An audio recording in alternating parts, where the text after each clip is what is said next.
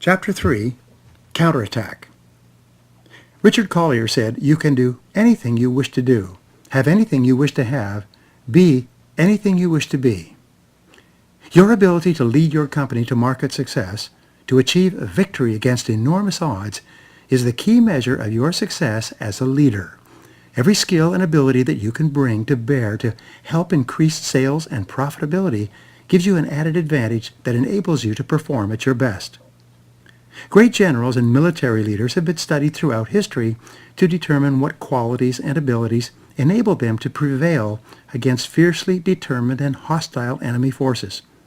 Over the years, students of military history have identified 12 principles of military strategy that, when properly applied, lead to victory.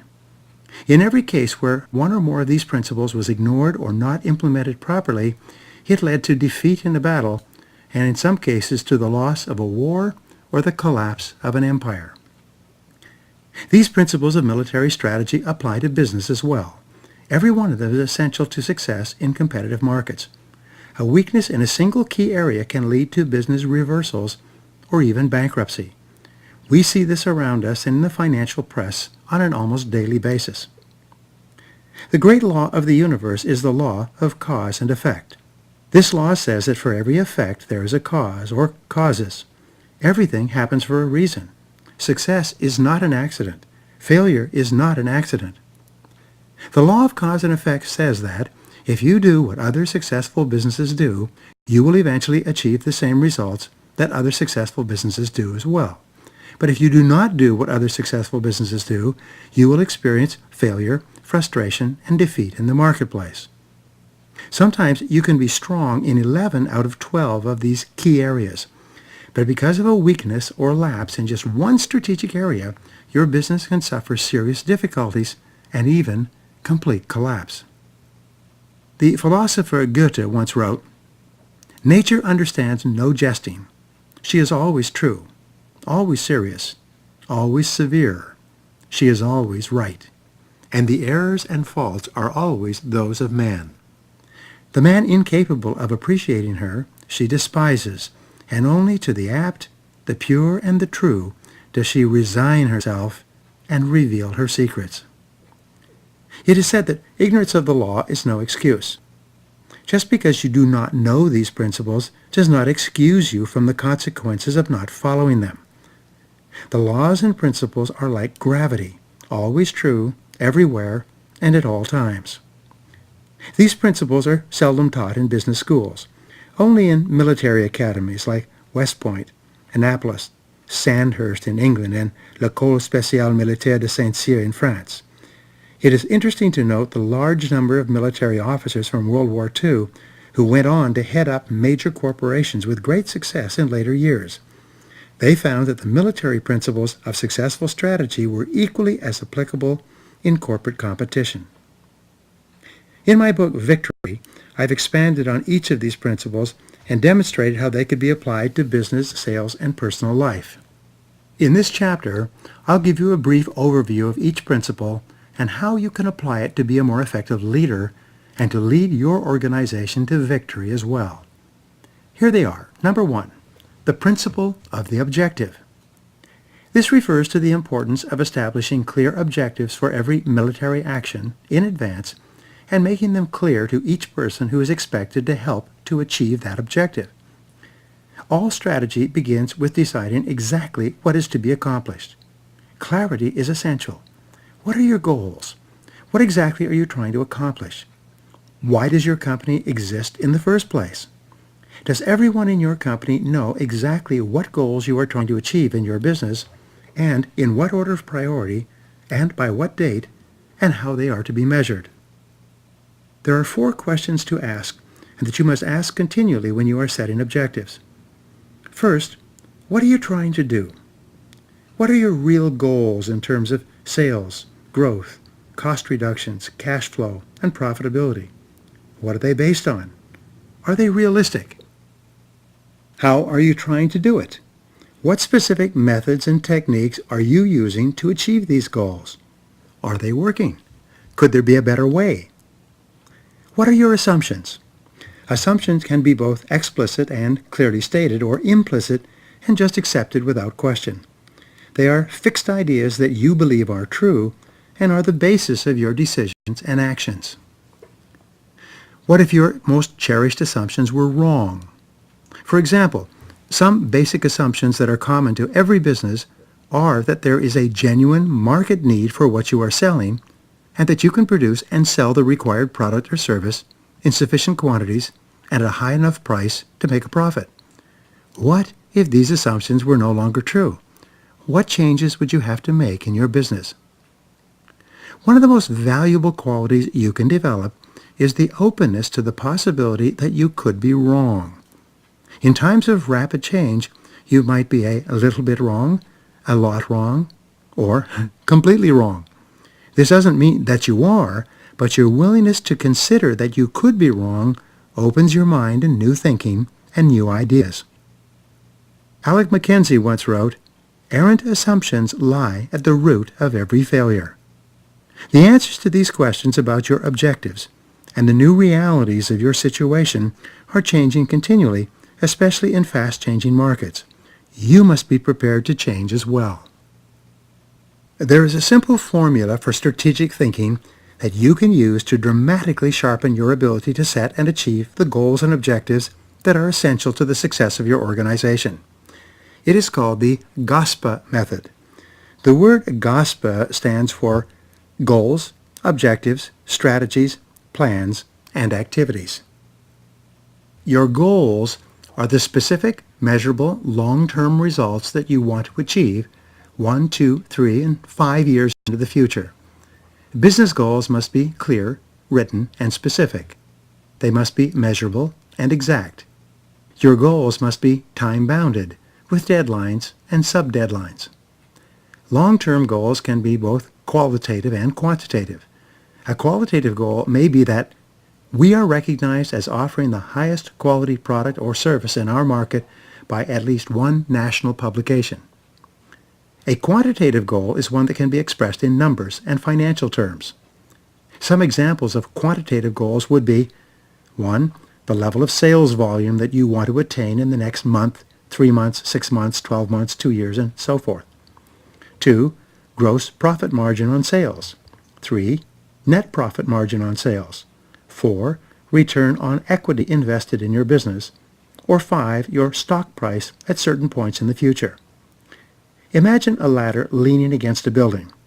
The top of the ladder would be your goals, where you want to end up at the end of a particular business period. As Stephen Covey says, before you start scrambling up the ladder of success, make sure that it is leaning against the right building. Your objectives are the sub-goals that you must accomplish to achieve the larger goals. In using the analogy of a ladder leaning against a building, your objectives are the rungs on the ladder, the steps that you will have to take to achieve your ultimate financial goals. For example, to achieve your overall business goals, you must develop and offer products and services that people want and need, and which they're willing to buy and pay for. As customer tastes and preferences change, you must change your offerings as well, or go out of business. You must acquire, train, manage, and deploy the appropriate people with the essential skills necessary to achieve your business goals. The people you select will determine most of your success or failure. In addition, you must advertise, promote, and sell specific quantities of your products and services at certain prices. The number one reason for business problems and collapse is low sales. You must produce, manufacture, deliver, install, and service your products or services to your customers' satisfaction. Repeat business and referrals from happy customers is the lifeblood of any business. You must obtain, organize, and deploy the financial resources that you require to operate your business and achieve your goals. If you run out of money for any reason, your business can collapse overnight.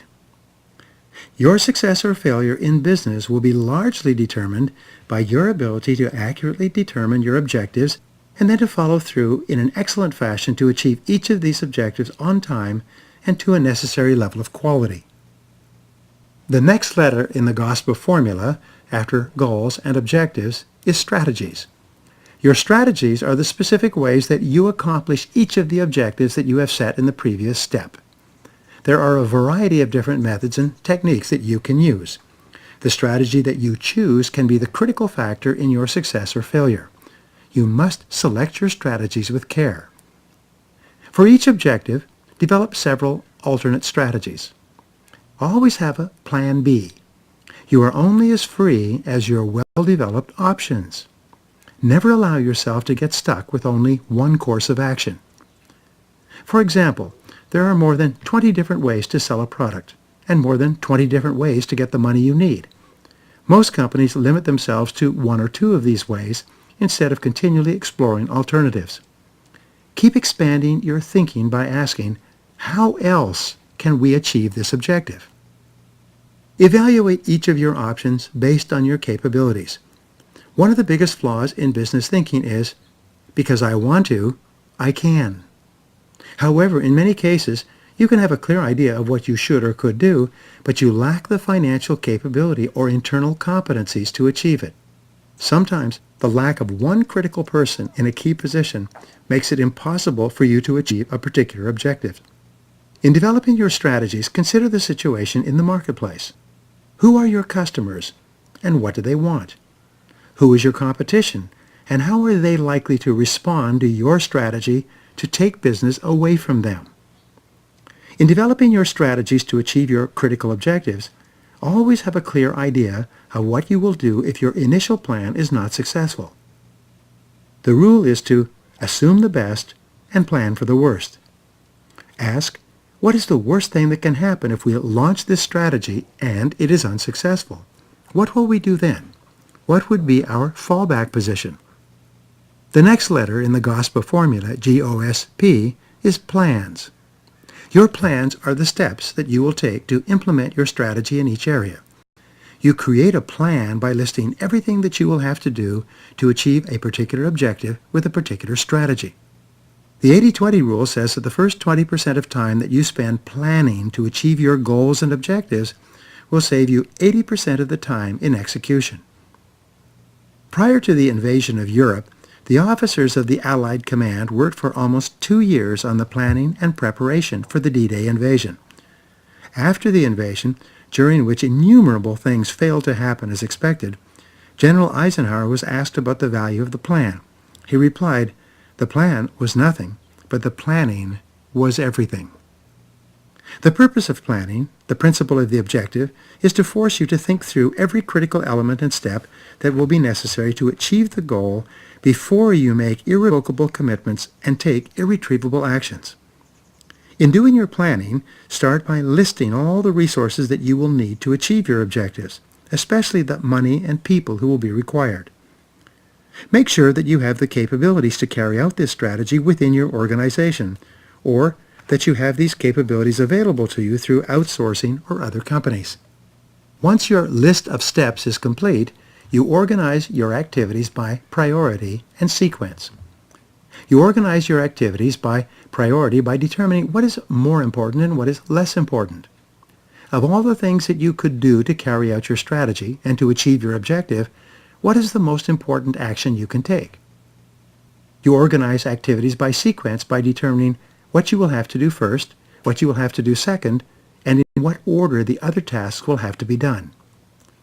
In planning your strategy, think in terms of parallel activities as well as sequential activities.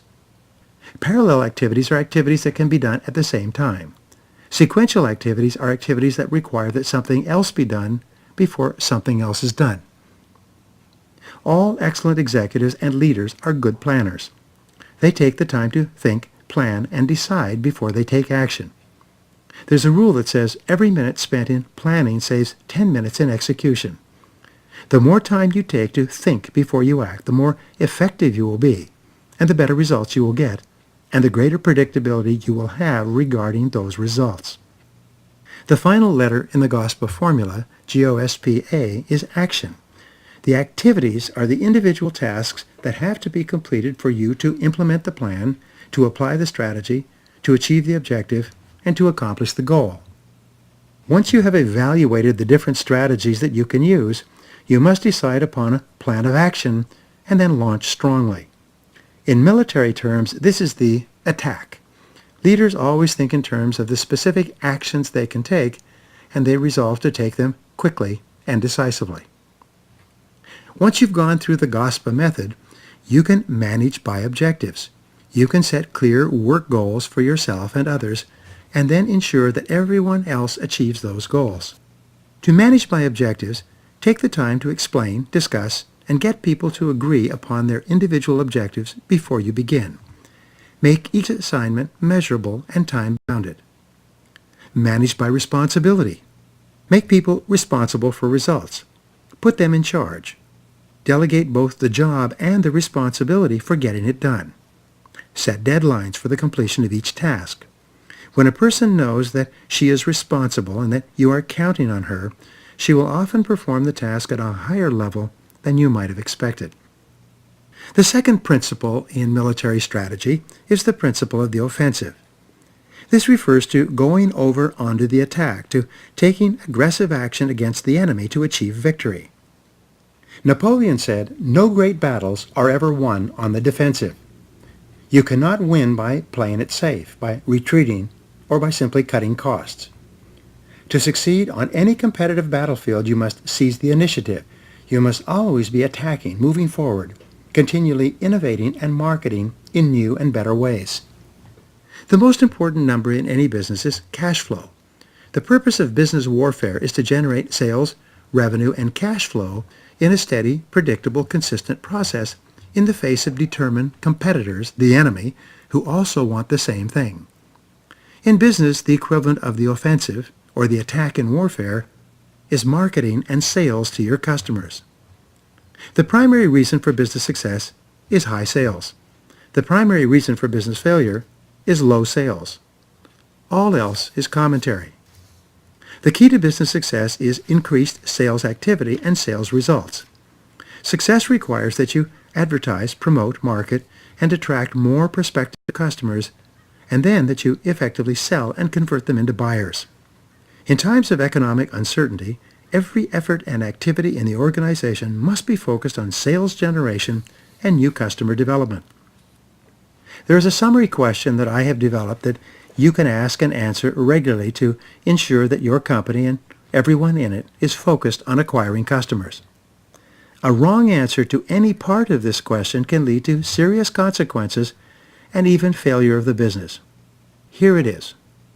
What exactly is to be sold, and to whom is it to be sold, and why will the customer prefer our product or service to that of our competitors, and how are customers to be identified and attracted, and how are they to be sold, and by whom, and how much are we going to charge, and how are we going to charge this amount, and how is the product going to be paid for, and how will our product or service be produced and delivered, and how will it be serviced and maintained, and how will all of these activities be monitored and managed? Let's look at each of these questions individually. What exactly is to be sold? To whom is it to be sold? Why will the customer prefer our product or service to that of our competitors? How are customers to be identified and attracted? How are they to be sold? Through what methods? By whom are they going to be sold? Which people? How much are we going to charge? How are we going to charge this amount? All at once? Discounting? Regular payments? And so on. How is the product going to be paid for? How will the product or service be produced or delivered? How will it be serviced and maintained? And how will all of these activities be monitored and managed? We'll deal in greater detail with the answers to these questions in Chapter 4. In the meantime, how clear are you and the key people in your company about the answers to each part of the above questions? A wrong answer to any one of these questions can be costly. The third military principle of strategy is the principle of the mass. This refers to the ability of the commander to concentrate his forces at one point at the place of the enemy's greatest vulnerability. In business, your ability to concentrate your limited resources and energies on your greatest potential opportunities is the key to personal and corporate success. Apply the 80-20 rule to everything. Who are the 20% of customers that account or can account for 80% of your business? 2. What are the 20% of your products and services that can account for 80% of your sales volume? 3. What are the 20% of your sales and marketing activities that account for 80% of your sales? 4. What are the 20% of your sales and marketing methods that attract 80% of your new customers? And 5. What are the 20% of your products, services, and business activities that account for 80% of your profits? What are the critical success factors of your business? We call them CSFs. What are the most important numbers or metrics that best indicate the health of your business and the success of your activities? Your ability to concentrate single-mindedly on those activities that represent the greatest potential value to your business is an essential quality of leadership and indispensable to success. The fourth military principle of strategy is the principle of maneuver. This refers to the ability to move the attacking forces in such a way that they can outflank the enemy and attack where the enemy is most vulnerable. Almost all great military victories are the result of speed and movement. The principle of maneuver applied to business refers to innovation and flexibility. With innovation, you continually seek faster, better, cheaper, easier, and more effective ways to produce and sell your products and services. One small improvement over your competitors can give you an edge in the marketplace. Flexibility means that you continually try new things in new ways. You refuse to get stuck in a comfort zone or fall in love with your current method of doing business.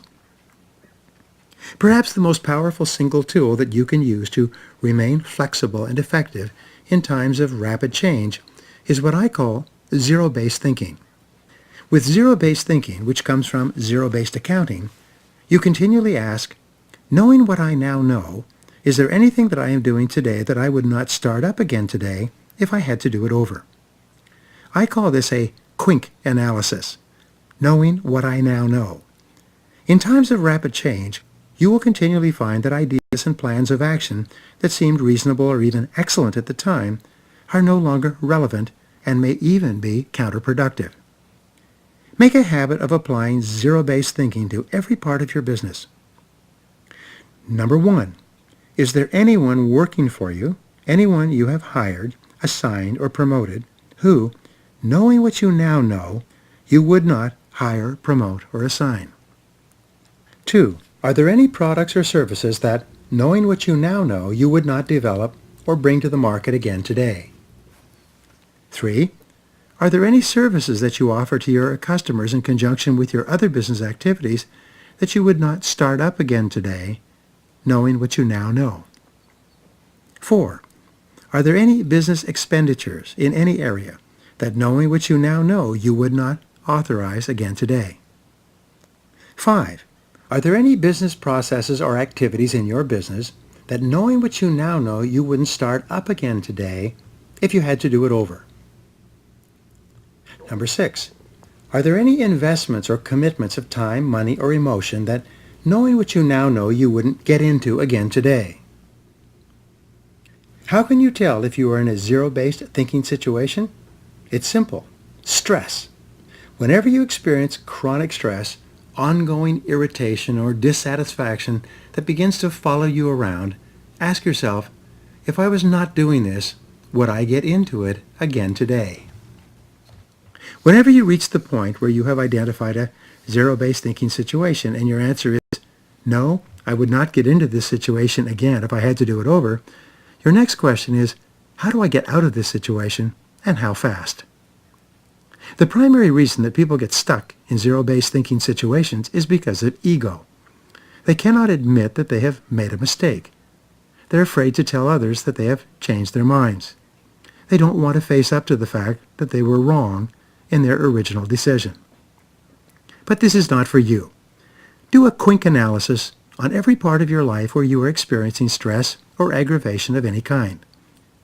It takes tremendous courage to admit that you are not perfect, that you have made a mistake, that one of your cherished decisions from the past has turned out to be wrong.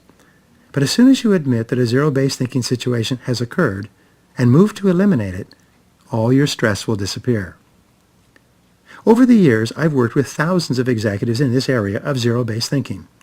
After they have finally admitted that they wouldn't get into that situation again, knowing what they now know, and move to resolve it as quickly as possible, they've all had the same reaction. They say, "I should have done this a long time ago." Once you decide to bite the bullet and deal straightforwardly with a situation that is not working out, you'll experience a great sense of freedom and exhilaration. All your stress will disappear. All of your mental energy will then be available to you to focus on the future, to focus on what you can do and accomplish rather than worrying about a bad situation. The fifth principle of military strategy is the principle of intelligence. This refers to the need to get excellent information concerning the actions and movements of the enemy.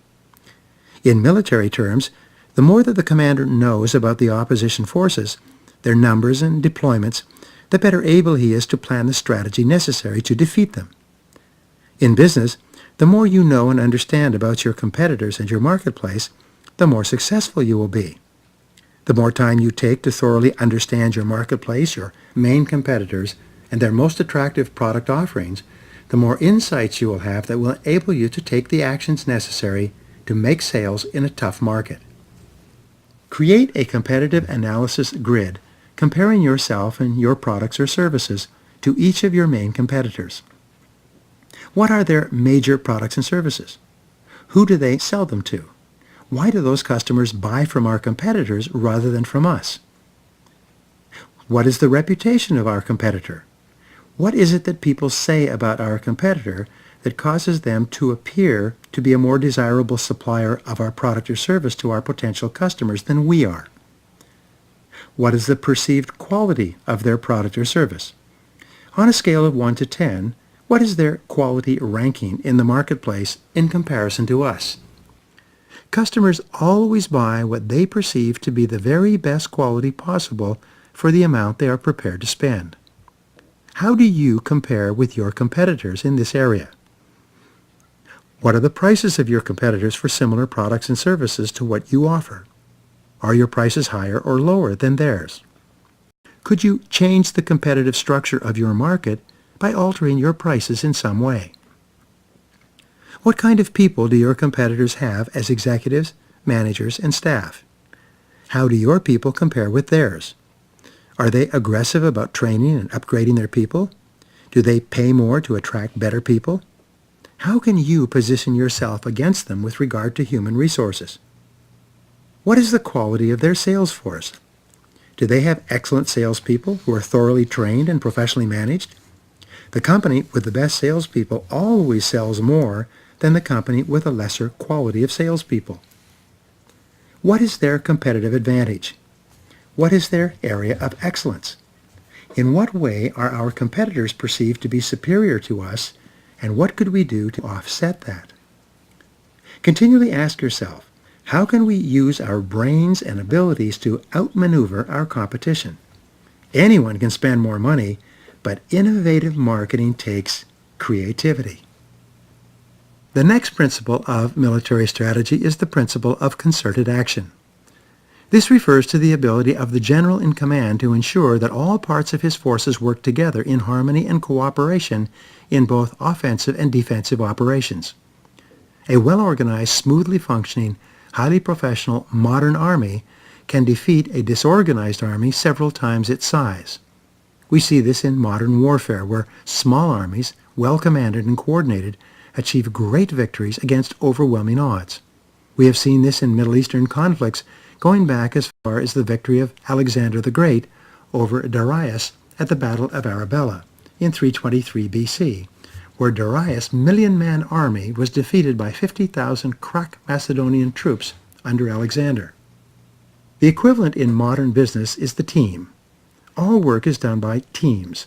All top companies have excellent, efficient, well-ordered teams that function effectively to achieve business results. Today, the manager's work is the work of the team. The job of the manager is to organize and facilitate the team so that it achieves excellent results. Choosing the members of your team is so important that we will discuss it in greater depth in Chapter 7. We will discuss the art of team building in detail in Chapter 8. The next principle of strategy is the principle of unity of command. This refers to the need for absolute clarity about who is in charge of every area of activity from the commanding officer on down. Top companies have clear leadership at all levels. Everyone knows who is in charge of each job. For an individual to function effectively, he or she must only have one boss and be required to report to only one person. As the leader, you must be absolutely clear about your expectations of performance for each person. Everyone must know exactly what you want them to do and by when and to what standard of quality. Perhaps one of the best ways to achieve and maintain unity of command is for you to hold regular meetings and discussions with your staff, complete with agendas and follow-up assignments. The best leaders and the best organizations meet often to share information and discuss the work. The eighth principle of military strategy is the principle of simplicity. This refers to the importance of clear, simple orders, commands, and plans of battle that are easily understood by the people expected to carry them out. A good plan is easily understood and easily executed. Good leaders strive for simplicity in every request and discussion. One of the keys to ensuring simplicity and understanding is to think on paper. Make sure that people take notes and write things down during discussions. The greater number of steps in any work process, the greater is the likelihood of misunderstandings, mistakes, additional costs, and delays in completion. The very act of eliminating steps and minimizing complexity dramatically increases both efficiency and effectiveness in business operations. The ninth principle of military strategy is the principle of security. This refers to the importance of guarding against surprise attacks or unexpected reversals. In business, the most important job of the leader is to ensure the survival of the enterprise. The principle of security requires that you look down the road and anticipate what could happen to hurt your business or to threaten its survival. You do everything possible to build financial reserves and provide against unexpected setbacks or financial shortfalls. Cash is king. To ensure that your business survives and thrives, you should develop clear, conservative cash projections for the next 6 to 12 months. You should carefully monitor and manage your cash flow on a weekly and even daily basis. Your primary sources of cash are sales and revenue from your customers. What are your most profitable products and services? What can you do to make sure that they remain the preferred choice of your customers? How can you make them better and more attractive? Who are your most important customers? What can you do to strengthen your relationships with your key customers so that they buy only from you? Marketing expert Jay Abraham teaches what he calls the strategy of preeminence. He recommends that you do everything possible to be perceived as the preeminent supplier of your product or service in your market. As far as your customers are concerned, you should not just be an excellent choice, you should be the only choice. To ensure financial security, analyze your key sources of finance and your most important banking relationships. What do you need to do to strengthen and secure those relationships? Is every aspect of your business fully insured? Check and double check. It's amazing how many companies allow a key insurance policy to lapse because of staff changes, lost files, or preoccupation with other matters. Don't let this happen to you. In achieving security for your business, practice scenario planning regularly. Identify the worst possible things that could happen that could affect the ability of the company to survive. Then, make a plan to assure that if one of these reversals took place, you have already developed a strategy to deal with it. The 10th principle of military strategy is the principle of surprise. This refers to the importance of taking an action that is not anticipated by the enemy. All great victories are as the result of surprise, the result of doing something completely different from what the enemy expected. In your market, conducting business the same old way is probably not going to work. You must be looking for different ways to do business with different customers in different markets at different prices using different distribution channels. In the military, they use a term called a force multiplier. This is a factor that an attacking force can use to increase its hitting power, even though it has fewer troops and armaments. One of the most powerful force multipliers is that of speed. The Blitzkrieg used by the Germans in World War II is a good example. General George Patton used the force multiplier of speed to race across Europe in the latter part of World War II, encircling German armies and capturing thousands of towns and troops at a speed seldom seen in the history of warfare. When you have a good idea in your business, implementing that idea with speed can give you an advantage over your competitors. You can also use creativity, the ability to find faster, better, cheaper ways to deliver your product service, as a force multiplier. Focus and concentration are force multipliers as well. Your ability to concentrate your energies on key customers and markets can give you hitting power far in excess of your actual size or resources.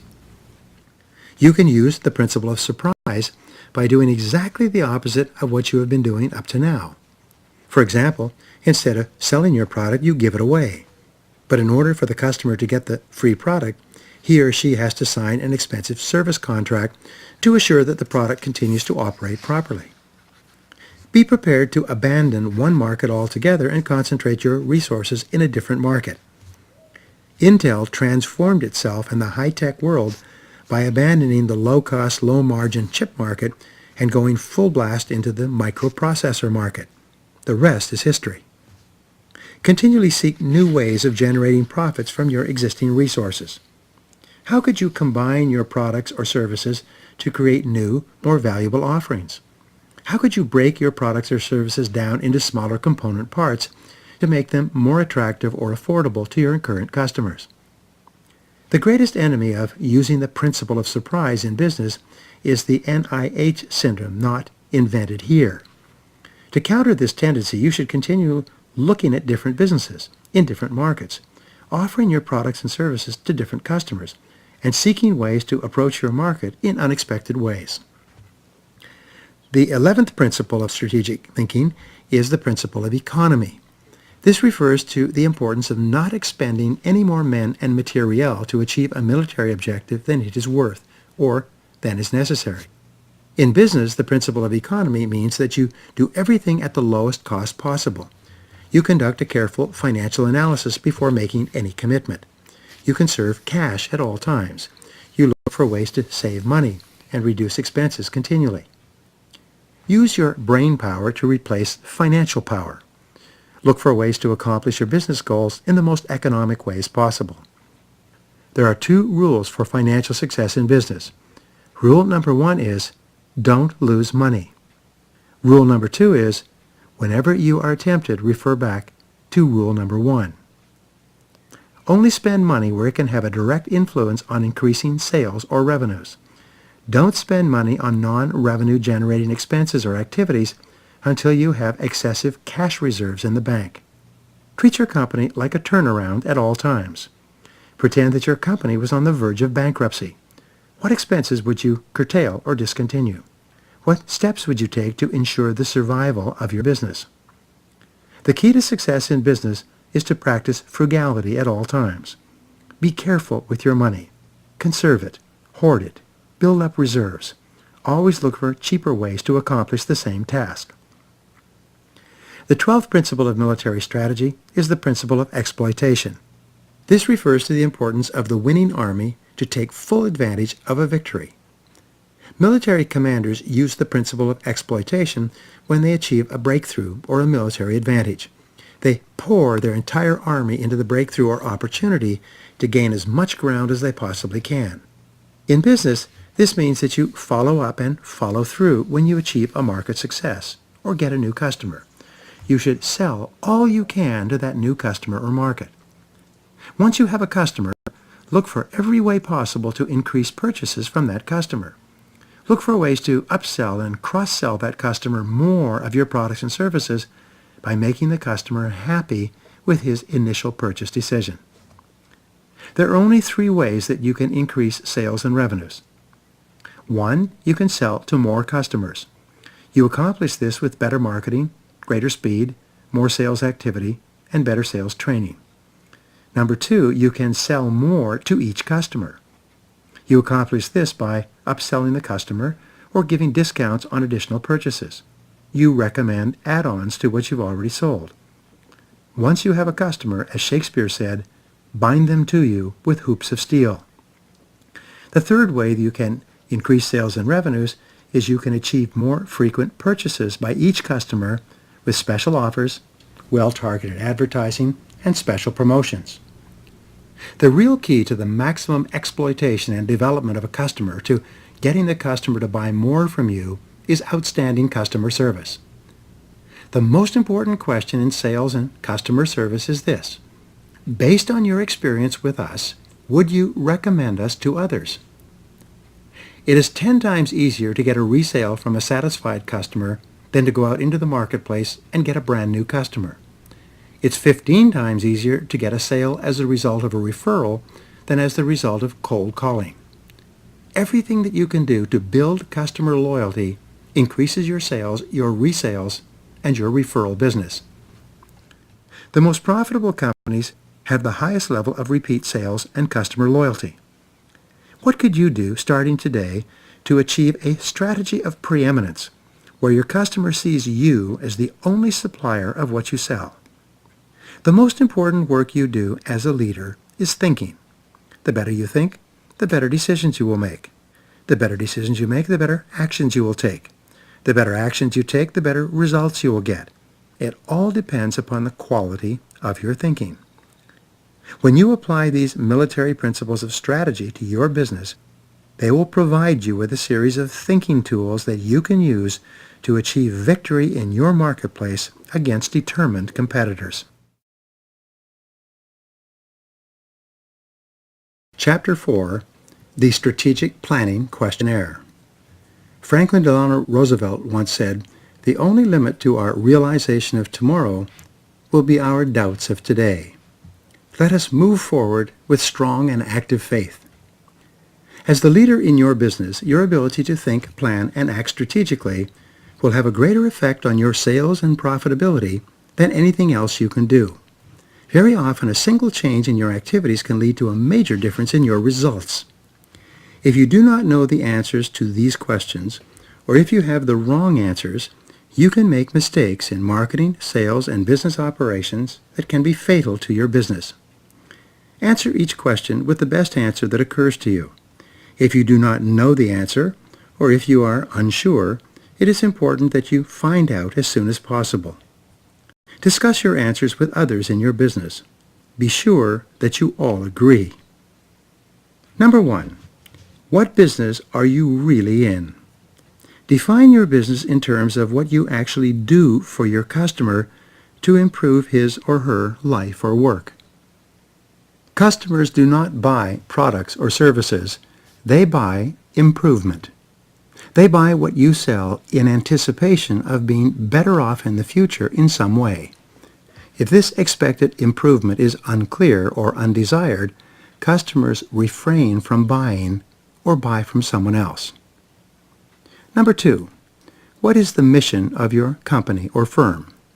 Define your mission in terms of what you want to achieve, avoid, or preserve for your customers. What do you want to achieve for your customers with your product or service? What do you want to help your customers avoid, or a negative outcome, with your product or services? What do you want to help them preserve with your products and services?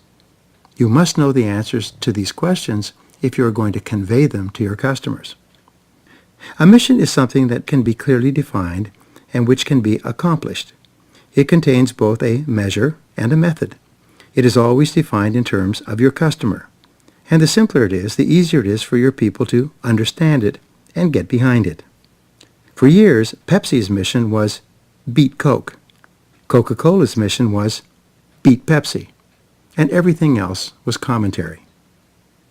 Number 3, how do you want your customers to talk about your company, think about your company, or describe your company to others? What words do you want them to use?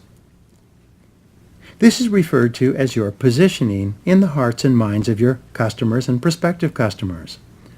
The words that people use when they think about your services largely determine whether they buy or not. The choice of these words cannot be left to chance. What words would it be helpful for you to own in your customers' minds? What could you do to create this perception? Number 4. Who is your perfect customer? Describe him or her demographically in terms of age, income, education, occupation, location, and whatever other factors are appropriate for your industry. With regard to demographics, we look at things that can be clearly observed and measured. Look at the age. What is the income? What is the occupation or work? What is the level of education? What are the needs or problems of your typical customer or your perfect customer? What is the family formation of your perfect customer? And what are other factors that you know? Number 5 is describe your target customer psychographically. These are things that you cannot see, but which can be measured indirectly.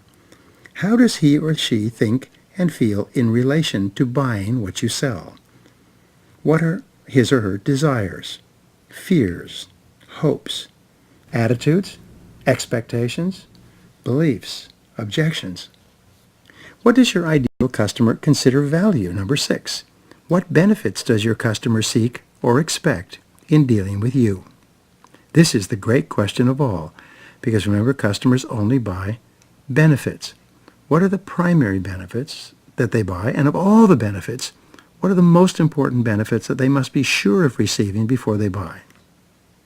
Customers only buy when they feel that the benefits or rewards of buying your product will be greater than those they would receive if they bought from your competitor. Number 7. What are your company's core competencies? What special skills or abilities does your company possess that enable you to fulfill the needs of your customer? A core competency is something that you do that enables you or your company to produce and sell a product in a competitive market. It is a skill or ability that you already have, or which you can either hire from the outside or develop internally. 8. What does your company do extremely well? In what areas do you perform in an exceptional fashion? What makes you superior to your competitors? To succeed in tough markets, you must be superior in at least 3 ways, such as higher quality, better or faster customer service, greater ease of use, or some other factors. What are yours? What could they be? Number 9, who are your competitors? Who else sells your same product or service to your same prospective customers? The actions and decisions of your competitors determine how much you can charge, how much you sell, how much you earn, your rate of growth, and the future of your business. You should know and understand them and what they are doing at all times.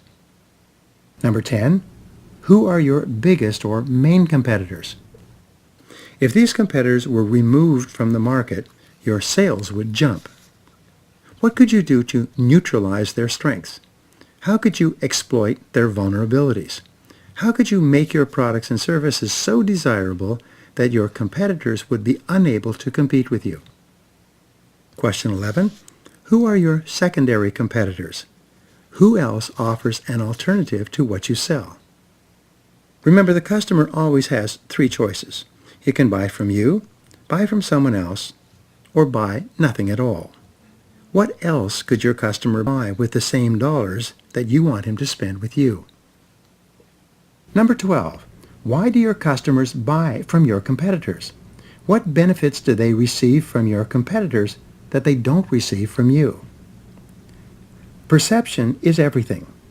What do your customers see in your competitors' offerings that they don't perceive in yours? Why do they feel that your competitor is better than you? And what could you do to offset this perception? Number 12. Which of your products or services give you your highest profit? Where do you get your highest payoff? What do you do in your business that gives you your highest return on effort or investment? All of your products and services can be ranked from the most profitable to the least profitable. Because of the 80-20 rule, fully 80% of your profits are coming from 20% of what you do. By refocusing your efforts on your most profitable products and activities, you can often transform your business. Number 13. Which products, services, markets, customers, or activities should your company abandon, eliminate, or get out of to free up more time for higher value, more profitable activities? Just as a reptile sheds its skin each season, you should be shedding all those products and activities that may have been a good idea at the time, but today they are no longer as profitable as they were in the past. Number 14. What could you do to attract your competitors' customers and get them to buy from you? How could you make your offerings so desirable that a demanding customer would prefer to buy from you rather than from his existing supplier? To survive and thrive today, you're going to have to take business and customers' dollars away from someone else. Number 15. How could you improve your marketing methods to generate more leads and attract more potential customers? There is a direct relationship between the number of prospective customers you can attract and the number of sales you will make. Lead generation must be a central focus of all your marketing and sales activities. Number 16. What is your company's area of specialization? What are your products or services uniquely suited to do, and for whom? You can specialize in 3 areas. First, you can specialize in serving a particular type of customer, being a one-stop source of supply for that customer. Like Walmart serves people who live from paycheck to paycheck with virtually everything they need to run their families. Second, you can specialize in a particular product line, carrying everything that a customer would need in that area. Like Caterpillar offers a complete range of earth-moving equipment from the smallest piece of equipment to the largest bulldozer. Or third, you can specialize geographically, offering your products and services throughout that area. What is your area of differentiation or excellence? In what ways are you superior to your competitors? The essence of all advertising and marketing is differentiation, clearly pointing out why and how your product or service is superior. Customers only buy what they perceive to be the best choice at that moment. Number 18. What is your specific competitive advantage? What qualities of your products, services, or business make you better than 90% of businesses in your industry? A competitive advantage is something that your competitors do not offer, and which is of value to your customer. It is the key to the success of your business. What is your competitive advantage today? What will it be in the future? What should it be if you wanted to increase your sales? What could it be if you wanted to dominate your market? As Jack Welch said, if you don't have competitive advantage, don't compete. Number 19, segmentation. What types of customers can benefit the most from the superior benefits offered by your product or service? What type of customers most appreciate what you do in an excellent fashion and are willing to pay for them? By identifying your areas of specialization and differentiation, you clearly define those buyers who are your best prospective customers and those who are not. You can better slice and dice your market, allocating your scarce marketing resources to those forms of promotion where superior results are possible. Number 20. In what areas of advertising, promotion, and selling should you concentrate your energy and resources to maximize your sales and profits?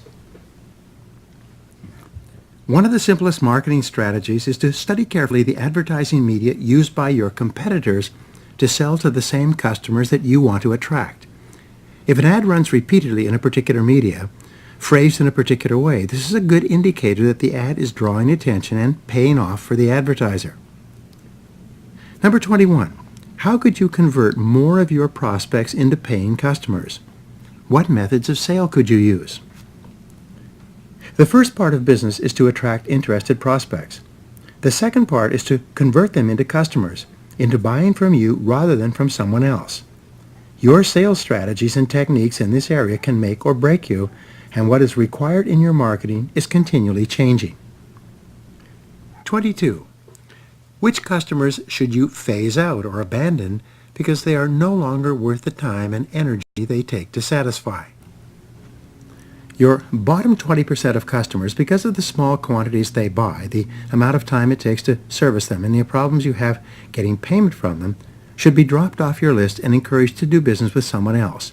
This will free up time and energy to develop even better customers. Number 23. What activities should you abandon or de-emphasize so that you can have more time for those activities that offer the highest possible return on your investment of time and energy? You must be restructuring your business continually, regularly moving people and resources into the top 20% of revenue-generating activities in your business. Number 24. What is your brand in your market today? What are you known for in your market? If you don't have a brand in your market, what would you like to be known for to your customers? Every company and product has a brand image, developed by design or created in the minds of your customers by chance. A good brand represents a value that the customer can be assured of getting if he buys a product with that brand on it. What should your brand be? What words or description would you like to own in your customer's mind? What kind of a reputation would it be most helpful for you to develop? The best definition of a good brand is the promises you make and the promises you keep. What promises do you make to your customer when he buys your product? Do you keep these promises? Whenever you get a customer complaint, it is because the customer feels that you did not deliver on your promises. Number 26. What could you change or improve about your products, services, or business to begin creating a more favorable brand image in your customer's mind? Think of 3 things you could do immediately to make your customers happier that they dealt with you rather than with someone else. Number 27. What are your 3 greatest weaknesses as an organization? Be your own management consultant. If you were called into your own company to report to management on areas of weakness, what would you immediately think of? Sometimes just strengthening your business in one area can change the results that your business is getting overnight. Number 28. What are your 3 biggest obstacles to achieving higher levels of sales and profitability? If your goal is to increase your sales and profitability, why aren't they higher already? What is holding you back? What is standing in the way? Number 29. What are the 3 greatest potential threats to your business today? What are the worst things that could go wrong in the short term? What steps could you take to make sure that they didn't happen, or that you could respond effectively if they did? Number 30. Looking into the future, what are the 3 worst things that could happen to hurt your business 1 year from today? Even if there is only a 5% chance of something major happening that could threaten the health of your business, write it down and develop a fallback plan if it should occur. Number 32. What 3 steps could you take immediately to guard against these possible dangers to the health and survival of your company? Never trust to luck or assume that everything is going to be all right. Hope is not a strategy. Number 33. What are your 3 areas of greatest opportunity for the future based on the trends in your business? Fully 80% of products and services in common usage 5 years from today will be new or different. The more you look forward and think about the opportunities of tomorrow, the more opportunities you will discover. Number 34. What 3 steps could you take immediately to take advantage of these opportunities? Begin today to allocate time, money, people, and resources to developing the products and services of tomorrow. Number 35. What 3 core competencies or skills should you begin developing today to assure that you will be ready for the opportunities of tomorrow? Each business is started and built around certain core competencies. To succeed with the products and services of tomorrow, you will need to develop new core competencies that will be required at that time. Since developing these competencies takes time, begin today. Number 36. How is technology affecting your business? In what 3 ways is the Internet changing the way you do business? Continually seek out and explore new technologies to make your business more efficient and new Internet strategies to expand your markets. Number 37. What are you doing today in your business that you wouldn't get into again if you had to do it over, knowing what you now know? It's estimated that fully 70% of your decisions will turn out to be wrong in the fullness of time. Be prepared to cut your losses if you conclude that you wouldn't get into something again today if you had to do it over. Number 38. Reorganization. What changes should you make in your business with regard to people, activities, workflow, and expenses to improve both effectiveness and efficiency? Be prepared to reorganize continually whenever you have new information or the market changes unexpectedly. Number 39. Recruiting. How could you shift more of your time and resources into the top 20% of activities that account for 80% of your profits? Whatever changes you would make to ensure survival sometime in the future, do them now. Focus on cash flow, on sales and revenue generation, and the most profitable use of your time and resources. Number 40. Reinventing. Imagine your business burned to the ground today. What products, services, and activities would you start up again immediately? What products, services, or activities would you not start up again today if your business burned to the ground? Be prepared to reinvent yourself and your business every 6 months. The rule is simple. Change before you have to. Number 41. Reengineering. Analyze every step of your business activities. What could you simplify, outsource, eliminate, or discontinue altogether? Continually look for ways to do the job faster, better, cheaper, and with fewer complexities. Always ask, why are we doing it this way? Number 42. What could you do to simplify any business process by reducing the number of steps in the process? There's a direct relationship between the number of steps and the potential for additional mistakes, higher costs, and longer delays. As you deliberately reduce the number of steps, you increase speed and efficiency and reduce the cost of the activity. Number 43. What activities could you eliminate completely to speed up the process of producing your products and services? Many activities slip into the work process and stay there, gumming up the works for no good reason. Look for activities that you could eliminate with no loss of efficiency. Number 44. What activities could you outsource to other individuals or companies to free yourself to sell and deliver more of your products? Any product or service that is not essential to the generation of sales and revenues is a candidate for outsourcing. Companies that specialize in these services can almost always do them better, faster, and cheaper than you can do them internally, such as companies that handle corporate payrolls and paychecks. Number 45.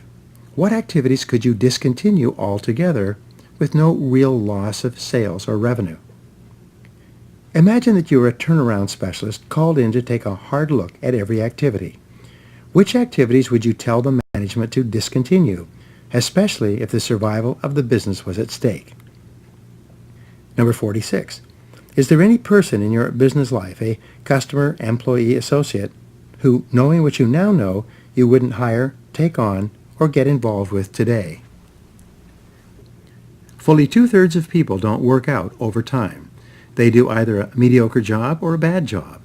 Only keep the people who you would hire back if they applied for their jobs again today. Number 47. If you could start your business or career over again today, what would you do differently? What would you do more of, less of? What would you start or stop altogether? What advice would you give to someone else contemplating going to work in your field? Number 48. What skills, abilities, talents do you have that have been most responsible for your successes to date? Each person has special abilities that make them different from anyone else. What are yours? What have you done in the past that has earned you the most praise and accomplishments? What do you enjoy doing more than anything else? Number 49. If you could be absolutely excellent at anything, what skills or abilities would be most helpful to you in achieving your most important goals? Imagine that you could wave a magic wand and suddenly become extremely good at one particular skill. Which one would you choose? Number 50. What actions are you going to take immediately as a result of your answers to the above questions? Remember, leadership is not position, it is action. The purpose of all planning and analysis is action now. Action orientation is a hallmark of leaders and top people in every field. As Einstein said, nothing happens until something moves. In what way are you going to move differently from this day forward? Chapter 3, Counterattack. Richard Collier said, you can do anything you wish.